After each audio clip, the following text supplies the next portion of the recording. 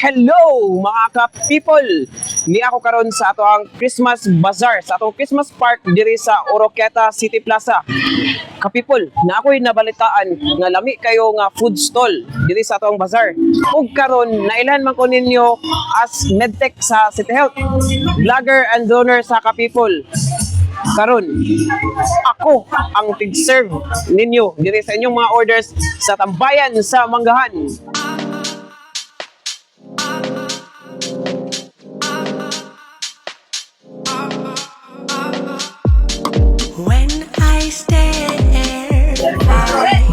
Hi sir! Hi Sir Jan! Maayong gabi. Maayong gabi. Ayaw dyan kayo nga maka-experience kung kang kung saan pag-entertain sa customer, ayun, kung saan kung pag-serve. Excited na ko nga mag-serve. First time po na ko nga ako ang tig-serve sa mga dear customers. Kaya naanad ko sa una nga ako ang vlogger. Oh. Karon ako ang na. tig-serve ninyo, mga people. First night na ko karon. Atong panahon na atong Unsa man menu siya? Sir Jan. Para ko unsa una yung para sa mga ma-aware ka sa ato ang menu. ako ang bagong empleyado sa tambayan sa Manggahan. So karon Sir Jan, aduna tay sisig with rice, and with rice and 2 pieces Shanghai, then 1 cup of One cup of rice po ug coke. Kay napo tay 1 piece of kanang Bombels Bangos nga expressway kanang boneless na siya. Bangos. And 1 cup of rice and 1 glass of drinks. And of course napo tay pinakalamian nga tuna pa nga ginakuha na siya. grilled. Yeah, ginagrill. Ako'y musugba gyapon. Ako'y tig-serve, ako po'y magsugba. Yes, Sir Jan. Okay. So, napo na siya 1 piece of tuna panga and 2 cups of rice. Good for 2 person ni siya.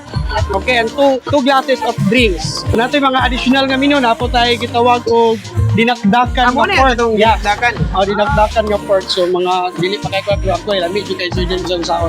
So, Kani, napo tayo lumpia. lumpiang Shanghai na Okay. special.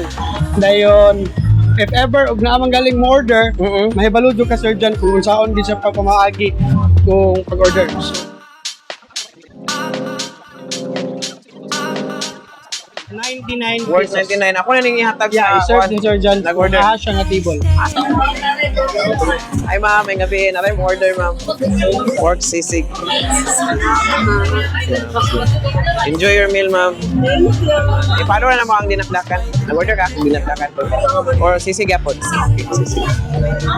Ka-people, mahuman gani mo kaon sa tambayan sa Manggahan. Ato ning parisan og desserts ug mga sweets diri sa Myra's Cakes and Pastries. Muni ka-people ang akong giingon ninyo. Unsa di, sir? Unsa di? So, mo din siyang baligyan ni akong tita Mayra. Ako is isang part-timer niya, no?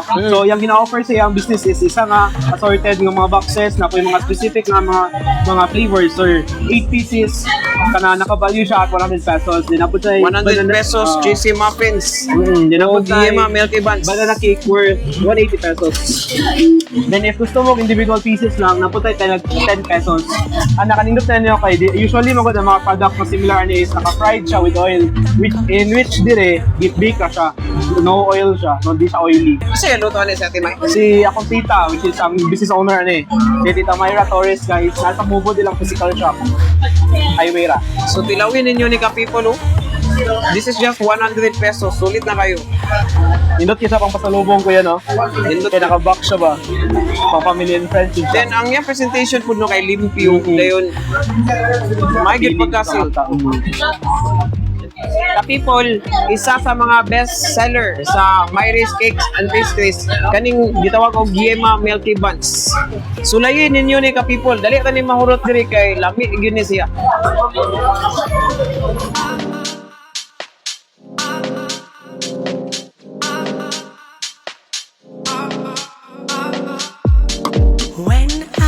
But wait, there's more mga ka-people. Nakakaon naman ta sa desserts brought to us by Myra's Cakes and Pastries. Ang tapad food ka-people na ay kape o mga milk tea. Ato ning ipares sa atong dessert nga gikaon. So diri na adi sila cheese milk tea, na sila classic milk tea, iced coffee, and many more.